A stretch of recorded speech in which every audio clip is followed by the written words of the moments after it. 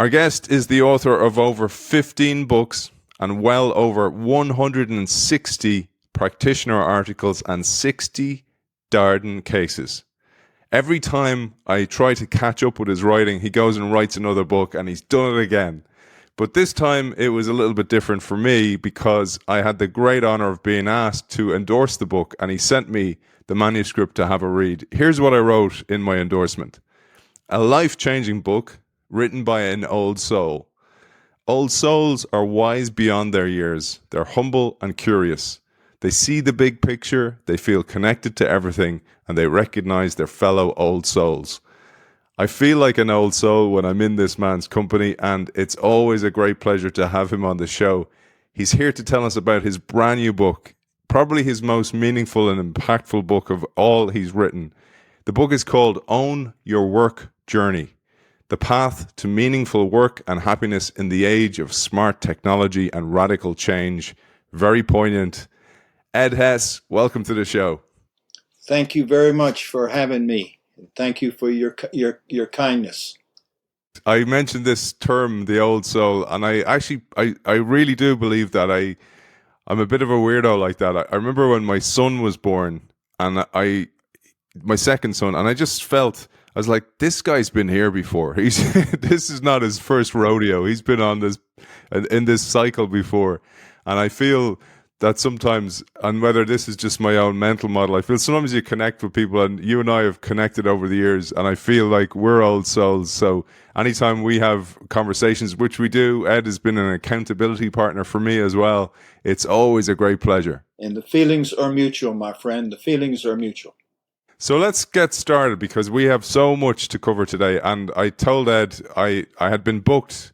The show's booked out nearly 2 years ahead. And I was like, I have to make space for this book. And I had to actually read it because, you know me, Ed, I'd feel inauthentic if I didn't read the book. And I made space. But also Ed helped me because the book is written to be read in bite-sized chunks where then you go and you do the exercises. This is really the how-to guide out of all Ed's work. Ed, maybe you'll give us an overview of this book and why this book. I wrote this book really to help people from all walks of life to have meaningful work and happiness in the age of smart technology and radical change. I mean, the age of smart technology is here. Artificial intelligence, which is smart technology, has become very smart. GPT-4 is very smart, and guess what? GPT-5, 6, and 7 are even going to be smarter. And all this is going to create a new game of work. How people work is going to be completely transformed. And people will have work going forward if they can add value in ways that smart technology can't. And this is the challenge for us human beings, all right? We will live in the most disruptive work time since the Great Depression in the United States. That's a long time. Technology will automate blue collar, white collar, green collar, whatever collar you want to wear jobs. No one's going to be exempt. Everyone's going to have to adapt. And the scientists, the great scientists at Oxford University, at least for the United States, are predicting by the end of this decade, 2030, 25 to 47% of the jobs in the U.S. is going to be automated. Think about that, 25 to 47%. Scientists have already predicted that the average person now will have 5 completely different jobs in the next 20 years. So they're saying every 4 years, you're going to have to basically go completely new. All right. So what does all that mean to us? What it means is the age of smart technology is going to require me, you, every person to be a highly adaptive learner who can learn, unlearn, and relearn at the speed of technological change. The challenge we have is we are not wired to be adaptive learners. Our brains are wired to seek confirmation of what we believe, affirmation of our ego, all right? And the cohesiveness of our stories of how our world works. In other words, we don't like things upsetting us. We don't like new things. We like to be sort of like we got it all figured out and we just are on automatic pilot. What that means is we have to basically accept the fact that we're going to have to learn how to learn differently and to be a highly adaptive learner and not really believe that everything that works now is going to work forever and all I have to do is keep doing the same thing over and over again. No, you're going to have to be doing a different thing, different times. That's the challenge for us. That's the challenge for our education system. That's the challenge for companies and organizations as to how do you basically help your workforce, your people, our colleagues, all right, the people in our country to become a highly adaptive learner who can learn, unlearn, and relearn at the speed of change, which is going to get faster and faster and faster. And it already has. As you mentioned, ChatGPT has been a gift in some ways to practitioners like you, where now you have something to point to and kind of go, see, that thing's changing the game, because that was difficult before. We had nothing to point to, and people often thought you were scaremongering or, oh, it's too far in the future, we don't need to worry about it now. I wanted to just say, before we get stuck into the content of the book, you wrote this book also for a younger audience than your usual business executives. You wrote this for 18 plus, even younger, because I believe this would even go to a 15, 16-year-old to understand stuff like how to manage yourself, how to manage your emotions, breathing techniques, meditation techniques, mindful techniques. And they seem somewhat esoteric sometimes to audiences. Sometimes they think you're a bit wishy-washy. Sometimes people are somewhat embarrassed to share this. The man you researched and became a friend of yours is Ray Dalio of Bridgewater Associates. He meditates, does mindfulness to a huge extent. And sometimes when I'm coaching executives and I suggest mindfulness or meditation practices, they'll go, oh, I'm too busy for that. And I go, well, Ray Dalio, when he's too busy, he meditates twice as much. Maybe you'll give us some thoughts on this. Yes, you're exactly right. You're exactly right. Meditation is mission critical in being able to achieve the personal control and to become a highly adaptive learner. All right. In the sense that meditation trains you, trains you to focus. And that makes it easier to not be distracted, and it makes it easier to learn.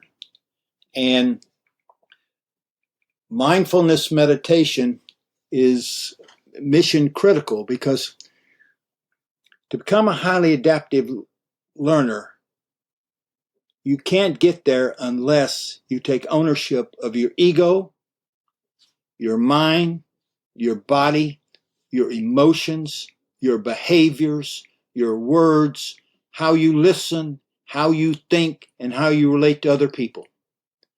So if you think about it, notice I didn't say it's how much you know, It's knowing more than other people. Well, what we know is going to change so fast. So what we have to, for the really first time on a huge level, is focus on how do we take ownership of ourself, our ego. How do I have a quiet ego, which allows me to be open-minded and a better learner than having a big ego, If I have a big ego, my job is to make sure nobody's smarter than me and what I believe is correct, all right? How am I going to control what goes on in my mind, our fears, how we react to people, our body, our emotions? Emotions are going to be probably the biggest differentiator between us and technology. positive emotions, building caring, trusting relationships with other people. In fact, many of the jobs ultimately that are going to be human jobs are the jobs that are based on humans emotionally engaging with other human beings. All right? You take ownership of your words. You're listening. How many people truly listen? No, most of us are making up our answer while the person's talking. Many of us, while the person's talking, is daydreaming about something. Or maybe we're making comments like, this is awful, this is boring, I can't wait to get rid of this. Let's get this over with. Thinking. How many people have been taught how to become a critical thinker? Critical thinking is one of the biggest voids in the world today. All right? How do you think critically? How do we do that? All right? And this book, for example, gives the practices, the tools. There's many, many tools in this book. It's a how-to book. Okay, how do I take ownership of my ego, have a quiet ego? My mind, have a quiet mind, not what's called in the philosophy the monkey mind, where my mind's always thinking and always jumping to this and jumping to that. No. How do you just have silence inside so your full being is accepting whatever's coming in? All right. And then how do I generate positive emotions? Positive emotions will want to be one of the most important factors in having happiness going forward. Well, how do we create positive emotions? How do we manage negative emotions? What are the tools to manage negative emotions? And the book gives you 7 different tools to manage negative emotions. It gives you tools how you generate positive emotions. If you and I are having a discussion and all of a sudden it's getting tense for some reason, and I can feel I'm getting a little warmer, my cheeks are getting a little warmer, and I'm starting to lean into you, all right? What can I do to, wait a minute, calm down, Ed. Calm down. Take a couple of breaths. This is not about you. This is about X. This is about Y. Don't be so concerned. Try to understand this different way of being, which is so critical. And so that's the purpose of the book. And you're right. The book really, somebody 16, 17 years old can use the book just as well as an 18-year-old. And its purpose is, okay, how do I basically use the tools that are going to help me have a quiet ego, be a good learner, be a good listener, be a good collaborator, okay? Be compassionate, kind, caring, okay? Because all of that is how you build friendships and how you build trust. And no person is going to be a big success in the age of smart technology by themselves. No person. We need others to be the best we can be. Amen, brother. Amen. And hence our partnership over the last few years as well. Keep ourselves honest. Keep ourselves on the horse. I'm gonna come back to some of the practices you talked about, Ed, and I'm gonna share. It's been a while since we caught up. I'm gonna share a couple of things that happened for me with my kids in particular, where some of these practices came to life, and it was great that they were validated by the kids and actually by the outside world as well, which is great. But I wanted to come back to something, because at the start of the book, you share many of the instances that happened in your life, some key figures, some key moments in your life when you stood up for yourself, etc. But also, one of the most important things, I think, and it comes to mind through a quote by the great Maya Angelou, somebody we both admire, the Nobel laureate. And she said, "If you're always trying to be normal, you'll never experience how unique and amazing you can be, right? And I love that quote because it also talks to what the Stoics talk about, Marcus Aurelius, etc. And I know you're great fans of their work as well. But it's about this idea of knowing yourself, uncovering who you are, and actually embracing that self. And with that comes a huge level of freedom. And this is a journey you've been through as well. You touch on that in the early part of the book about embracing your true self, because if you don't, you'll never actually experience life that's meant for you the way it's supposed to be for you. And that's so important because so many of us, when we talk about let's be our best self, so many of us basically say, okay, that means I got to be better than Jim or better than Jane. All right. And the fact of the matter is, no, our best self is what's inside of us. All right. And it's not that we need to be better than them. We need to be the best we can be, and taking ownership. And I've been very, very fortunate with my life. I mean, I've had many people who have seen something for some reason inside of me and have helped me get to places that I would not have gotten otherwise. And people that basically, saw something, felt something, and said, let's give this kid a chance. Let's give this guy a chance and see what he can do. And, it's magical, and it's something that, if we think about as we go along, as fast as the change is going to be, as stressful as it's going to be, we've got to come in with, wait a minute, I'm going to be okay. I'm going to be okay. I'm going to basically take ownership of me. I'm going to learn how to take deep breaths when all of a sudden I'm getting tense. I'm going to basically learn how to, manage negative emotions, but be able to generate positive emotions. I'm going to be able to get myself every day when I wake up, go out in the world with the proper way of looking at the world. And because when you do that, and when you're trying to work on yourself instead of competing with other people, okay? Too many people spend time figuring out how they're going to be better than someone else. Well, that doesn't get you to your best self, because you're spending time on how to compete, not how to be. And that is very, very key. And and also people have to understand you continually learn. I mean, it wasn't that many years ago when my wife and I were having a conversation, and it was getting sort of tense from my perspective. And she says, wait a minute. She raised her hands and says, wait a minute.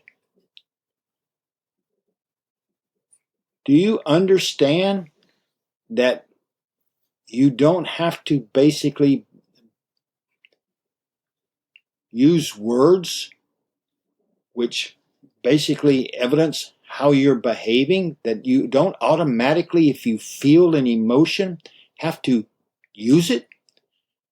And I looked at her and I says, well, explain that to me. She says, when you feel something and it feels you're angry or you're upset or you think this, do you automatically respond to the other person, or do you reflect and ask yourself, wait a minute,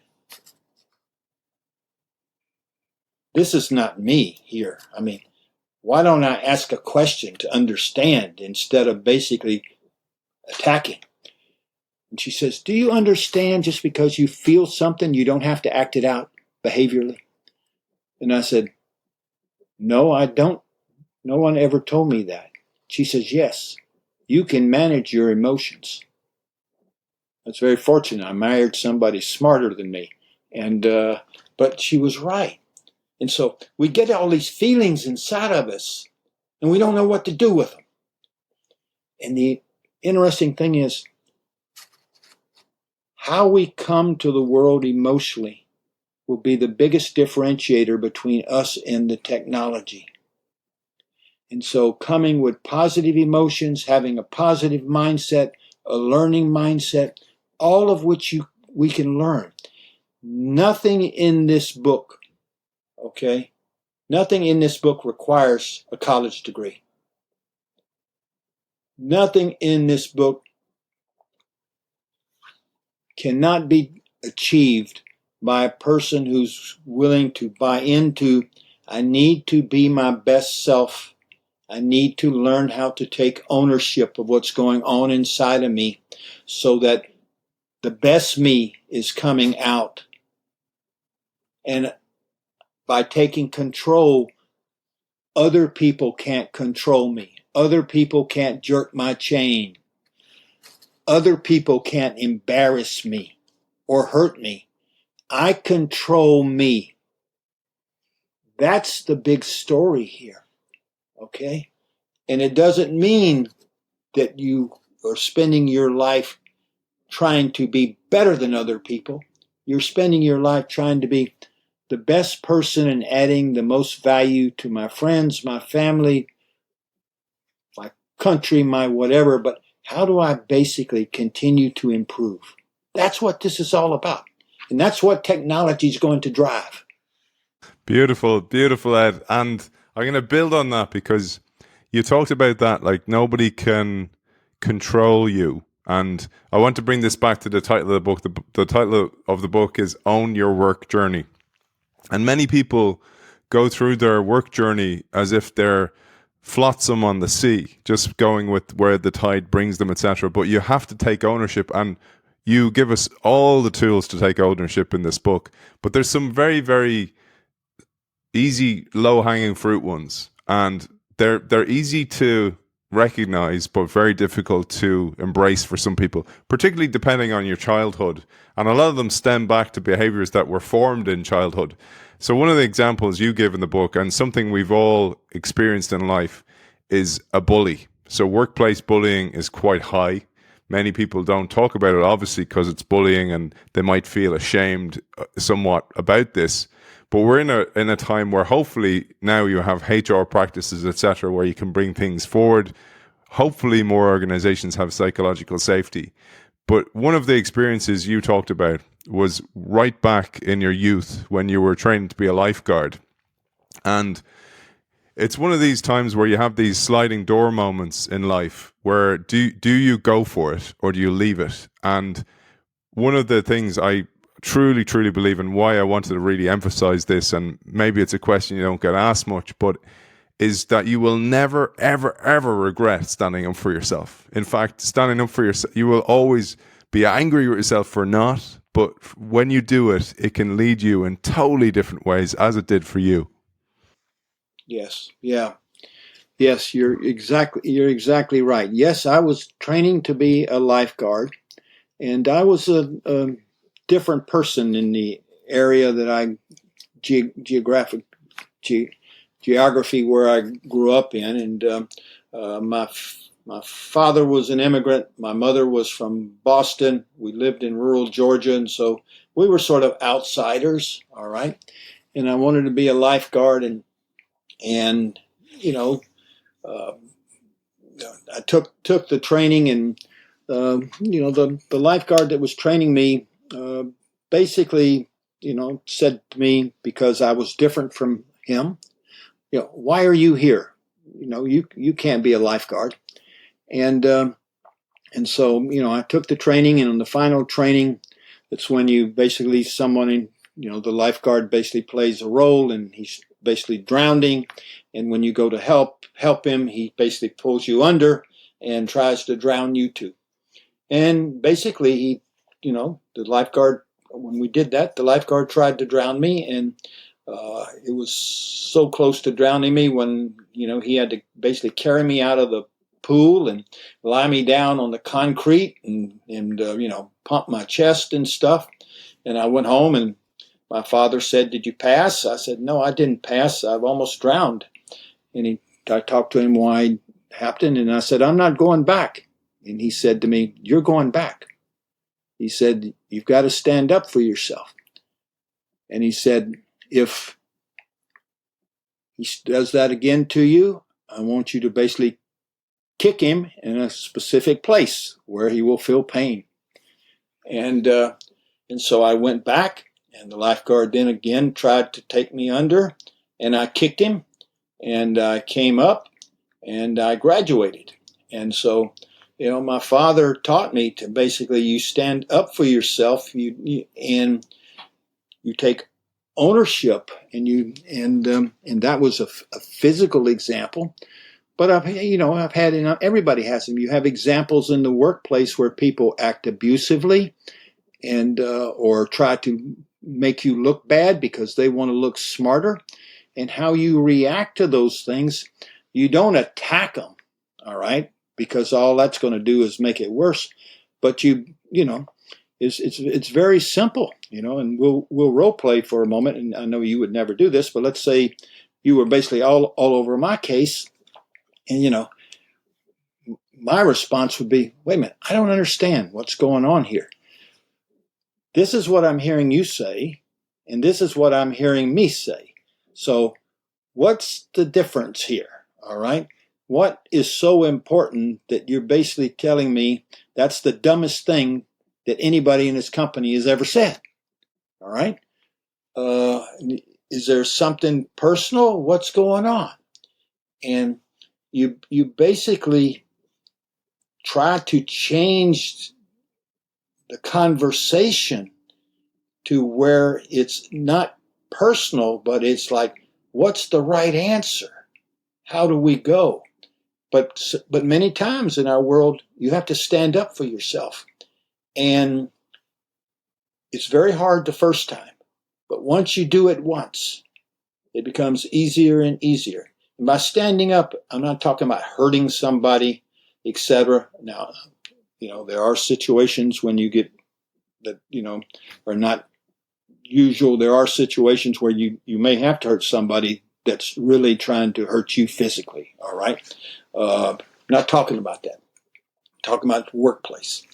And so trying to basically understand that you don't have to you don't define yourself by how other people define me. I must be a bad person because the lifeguard, did what he did. No, it has nothing to do with me. It has to do something's going on in his brain. Okay? He thinks I wasn't worthy because I came from a different place than him. And maybe people like me shouldn't be lifeguards. Well, that ain't my problem. That's his problem. One of the things you say in the book, and one of your great practices, is don't judge, because even that guy, he could have been bullied at a different level. All the evolutionary biologists will show us that if there's an alpha male, the alpha will bully the second in charge, and then the second in charge, as soon as the alpha's not there, will bully everybody else. So oftentimes there's a hierarchy to bullying like this, and this could be at home or something like that. And I just wanted to throw that in the mix, but it's not what I wanted to focus on. I wanted to emphasize something you said, because I know this happens to many of our audience, is that they get these instances where somebody will say something trying to undermine their project, particularly if they're working in transformation or change. You'll have somebody in the room who won't say a word, and then last minute will pipe up and try and absolutely spoil the project, try and throw as many sticks in the spokes as possible. And as you said, we don't know how to deal with that. This has happened to me, myself as well. The first time, as you say, you don't know what to say. And the worst thing you can do is let yourself down by becoming overly emotional. So I think this is why I really wanted to emphasize this point. Like you say, there's words to put around this. It's like kind of going, may we stop here for a second, Ed? I see I've triggered something in you, some response here. Can I just understand what's going on here so I understand what I've said? Did I say something that might have hurt your feelings? because then you put it all on them again. So I don't mind, as you said, role playing this a little bit, because I think it's so important for our audience to understand what to do. And thank you. Yes, you're quite correct.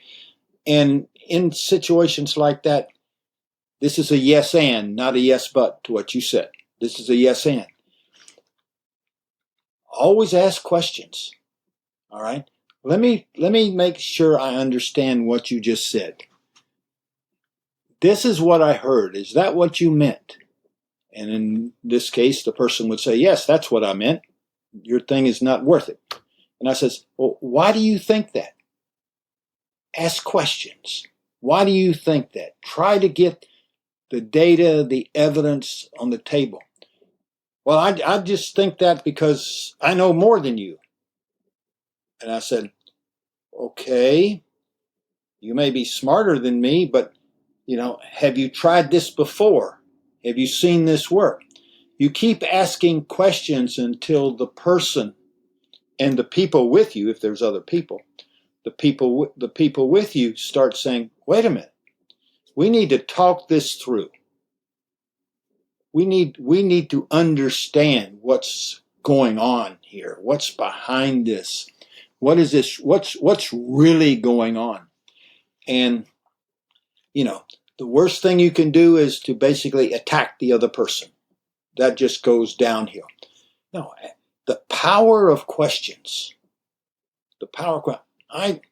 This is what I heard. Am I hearing you correctly? Well, why do you believe that? What information do you have? What data do you have?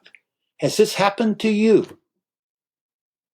And if you're with other people, they'll start jumping in, and it no longer will be you versus him, okay? It will be, wait a minute. We should be doing what's right for the company, what's right for all of us and everything. That's the way that you calm yourself, you don't immediately react, and you basically try to engage in a way that shows that you're trying to get to the right answer, not to be better than someone else. It's great, Ed. It's really, really helpful. I let myself down in one of these instances where I resorted to the F word, several F words, and it takes a while to get back. You lose it, and this was at the start of my own journey.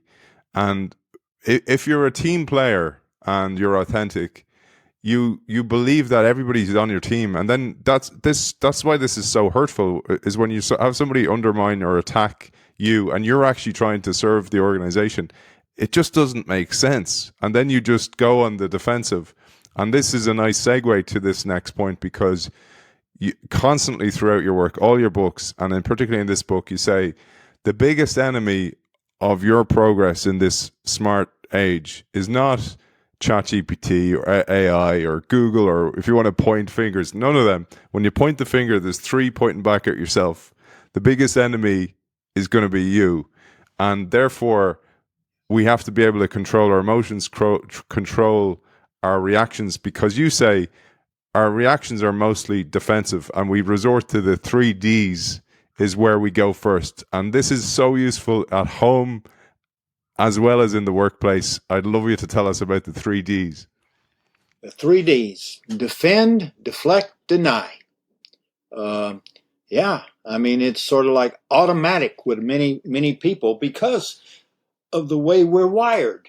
We're wired to go into the world to seek confirmation of what we believe, affirmation of our ego, little pats on the head. Everybody's looking for little pats on the head, and cohesiveness, or the truth that our story is the truth. All right. And when somebody basically disagrees with us, our emotions immediately go to either deny, defend, or deflect.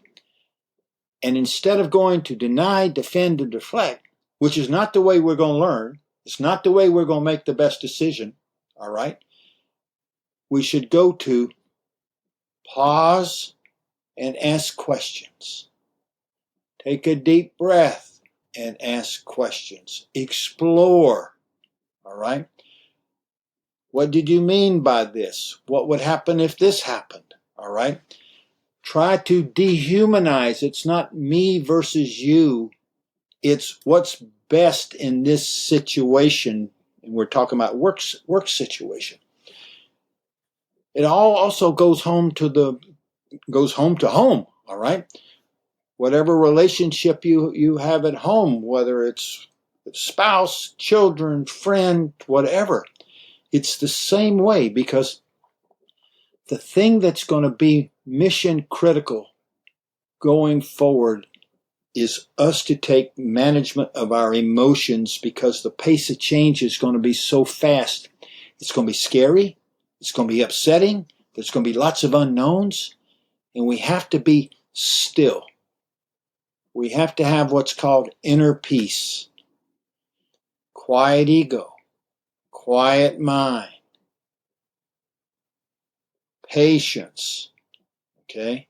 Listening to learn, not to confirm. Asking questions to explore. All right?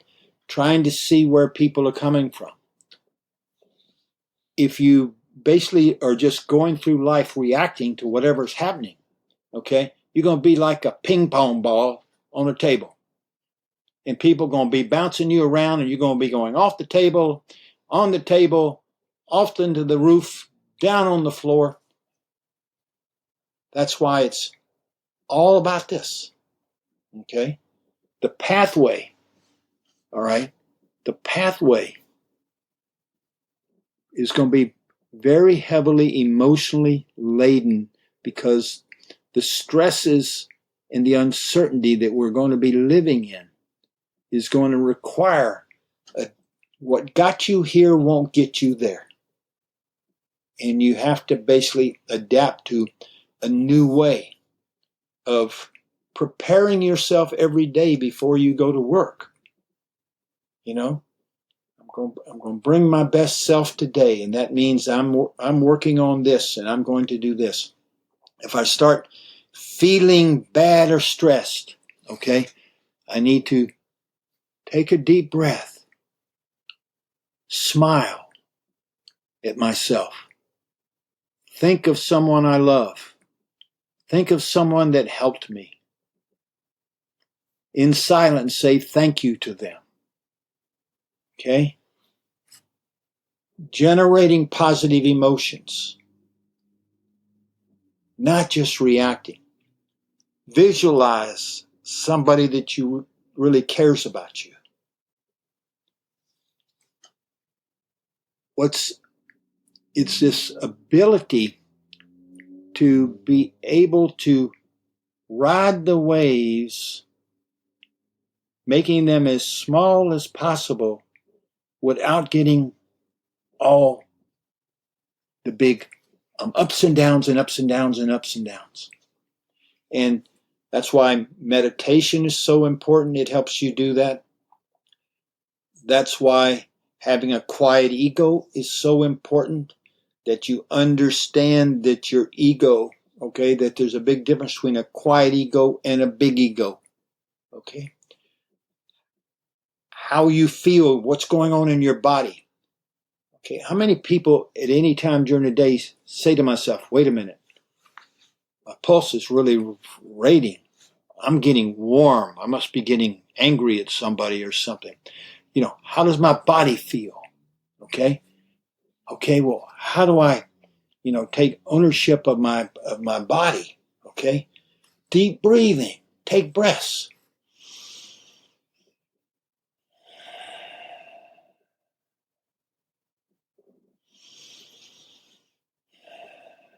Just 2 breaths like that will slow you down.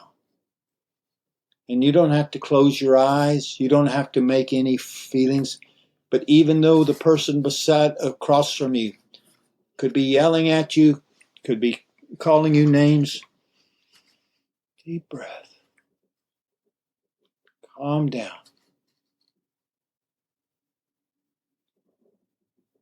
And then ask questions instead of attacking. It's these little things that can make life easier for us but also make it more likely that we're going to be not only a good person, but a successful person.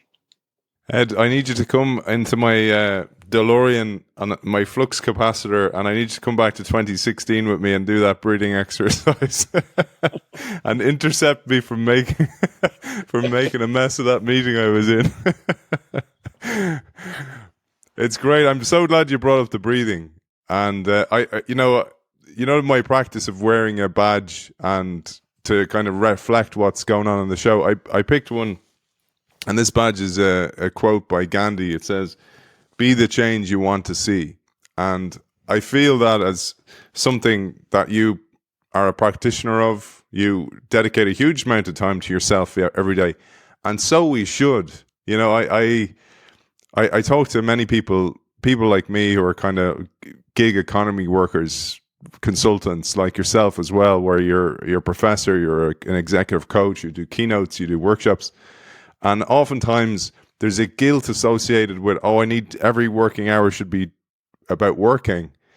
And I'm saying, actually, if you're privileged enough to earn enough and this is all up to you, this is subjective to you, what earning enough is, but earn enough to be able to put time aside to be able to be your best self, to work on becoming your best self. Because it's always an odyssey. It's never a destination. Well, eventually it might be.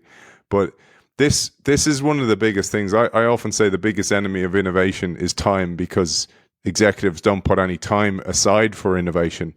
But equally for us, ourselves, to become our best selves, to own our work journey involves dedicating time.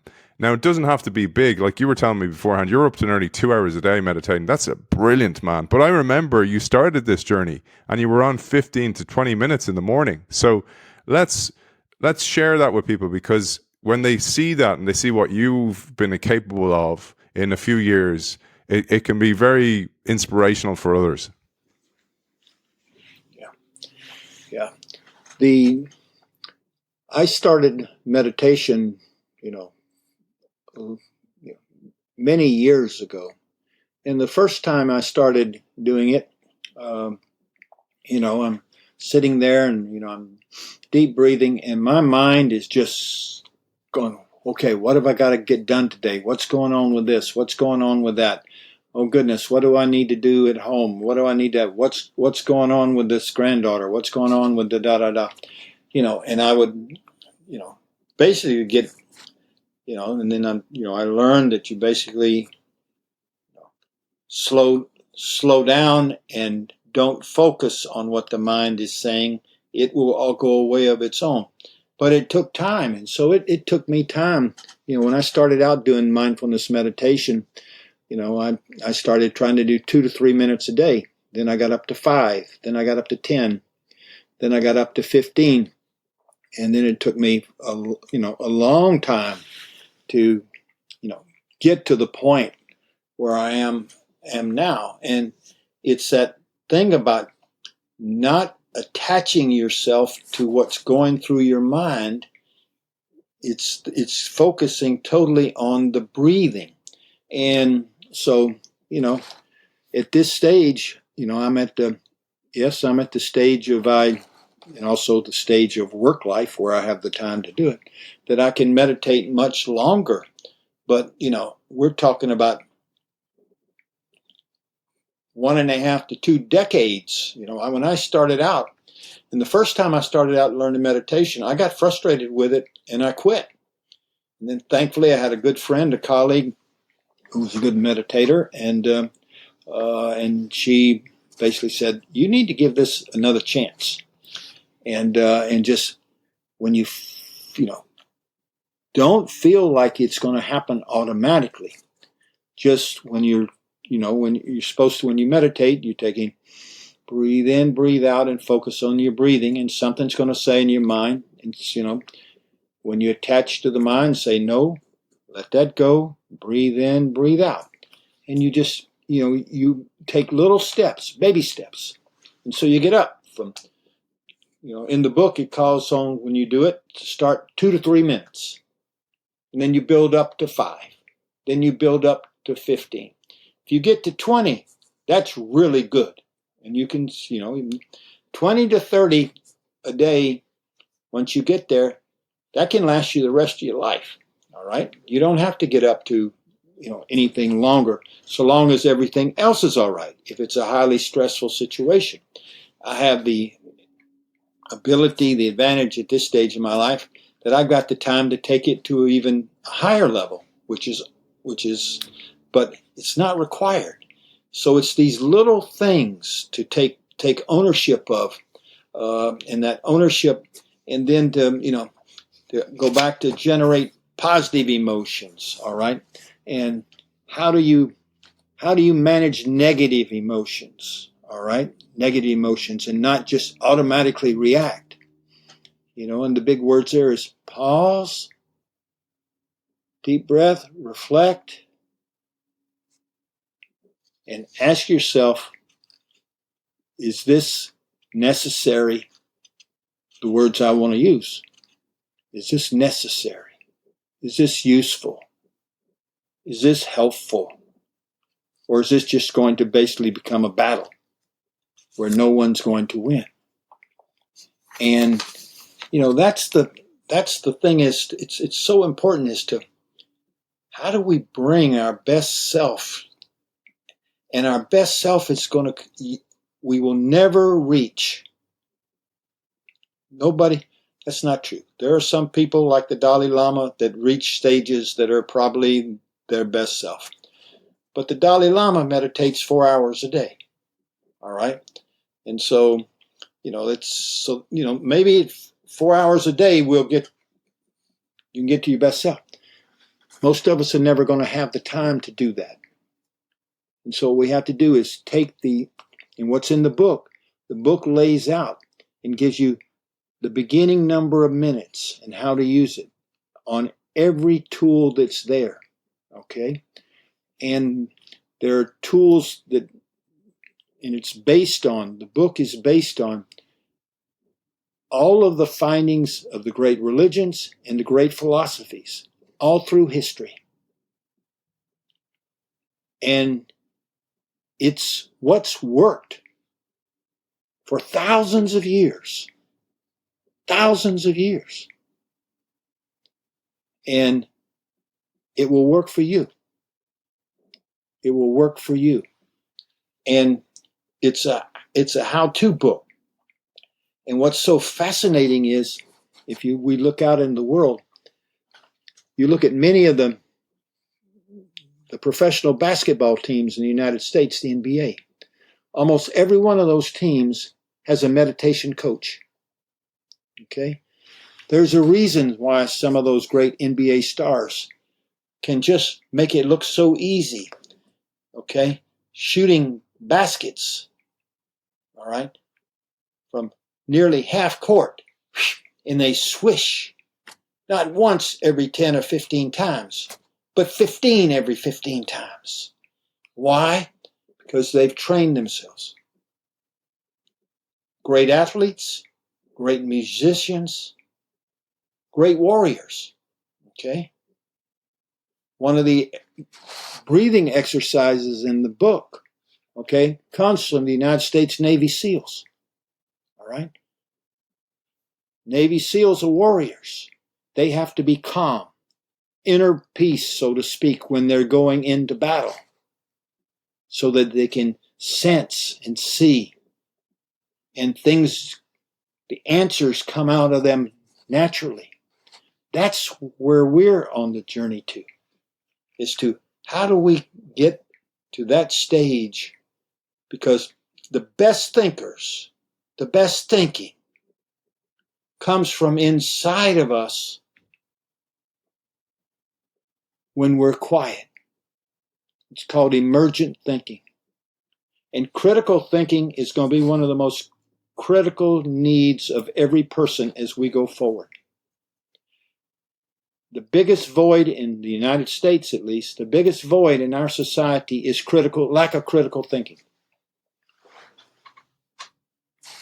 You're going to have to be critical thinkers, because the pace of change is going to change things so fast We're going to be constantly learning, unlearning, and relearning, which requires you to be a good critical thinker.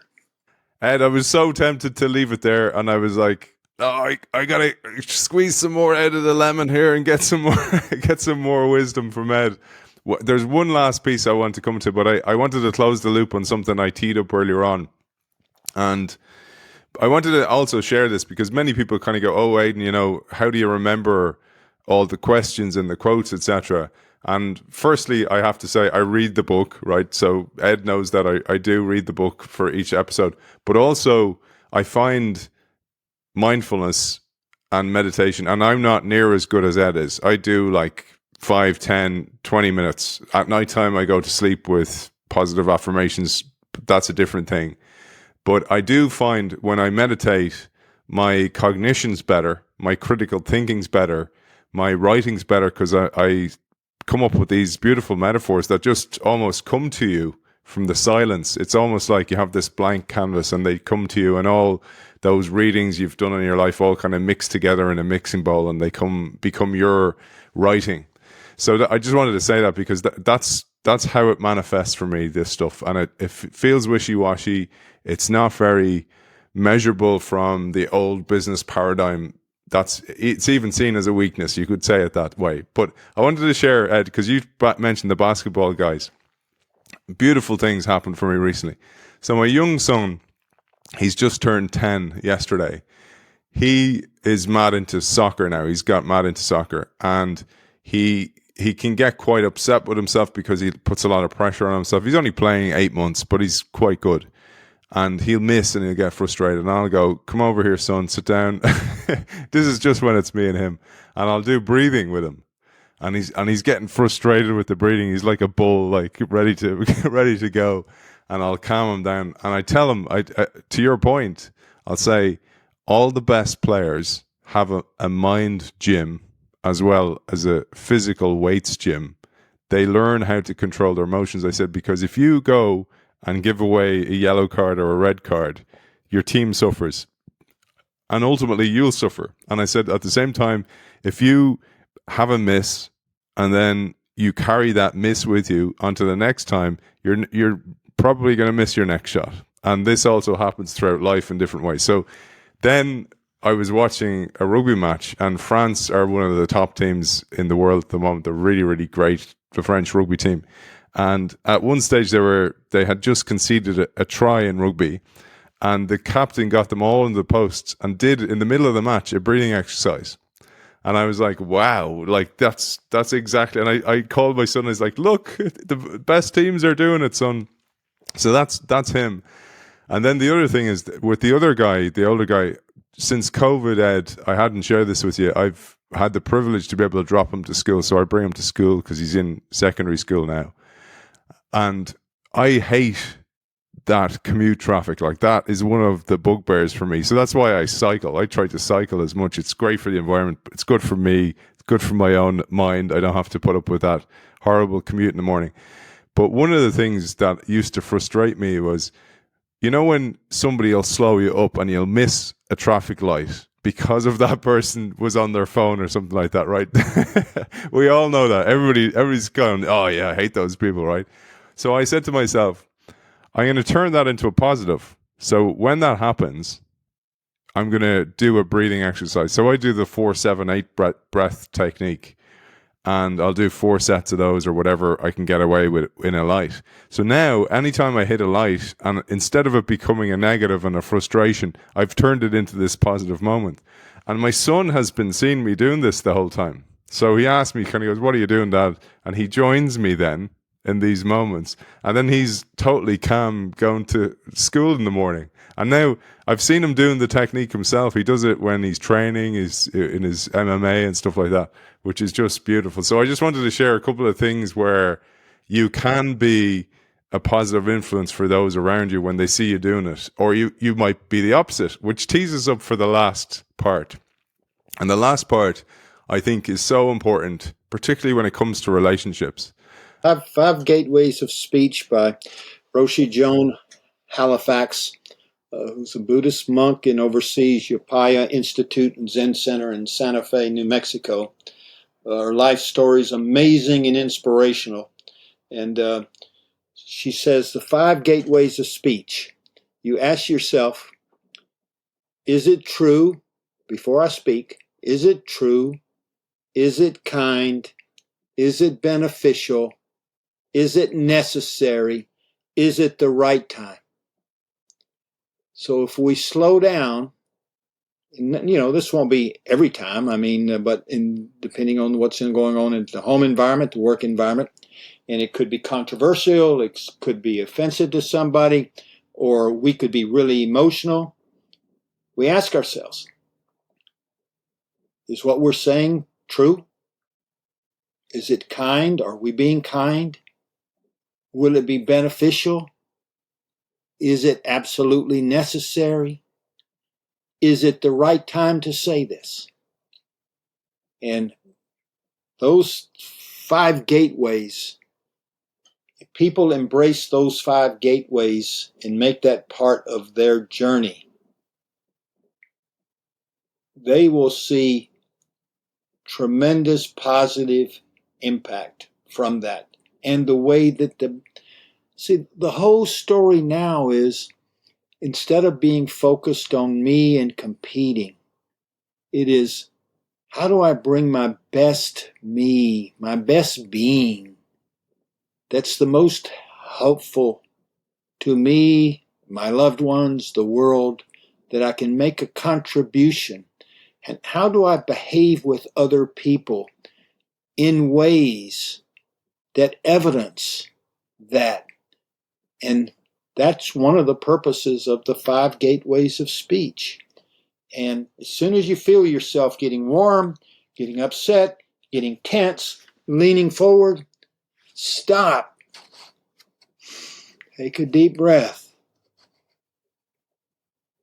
Is this necessary? Is it beneficial? Is it the right time? Am I being kind? Do I know this is right?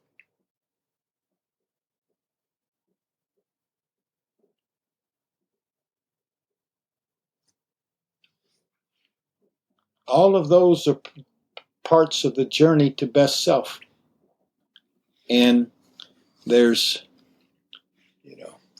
28 different practices and tools in the book, 35 workshops for people to be able to learn how to use those tools. It's a short book, 127 pages, but there's 28 practices and tools that are scientifically correct and work. It's not Ed Hess saying, oh, I do this and this, it worked for me, it will work for you. No. Nothing in that book, and nothing that I do, everything I do and everything in that book is based in science. It works. Science says it works. Research has been done. And so it's the real stuff. It's the real game. And the game can be very, very joyous, ladies and gentlemen. Very, very joyous. Just take your time. I can remember my mother used to say to me, one of her favorite sayings, God bless her, she's no longer with us and everything. Rome was not built in a day. Being your best self won't be built in a day, a week, a year, many years, because it's a forever journey. And that's the joy of it. It's for an ever journey. Ed, absolute mic drop. Beautiful way to finish the show. I know you've specially put together a website about this book, and then you have your own website as well. Where can people find those 2 websites? This book, The Own Your Work Journey, is the website's www.ownyourworkjourney.com. And then my website is edhess.org. My brother from another mother, my old soul, Ed Hess. Always a pleasure. Always a pleasure being with you, brother. All the best. Thank you for having me, and thank you for a wonderful conversation.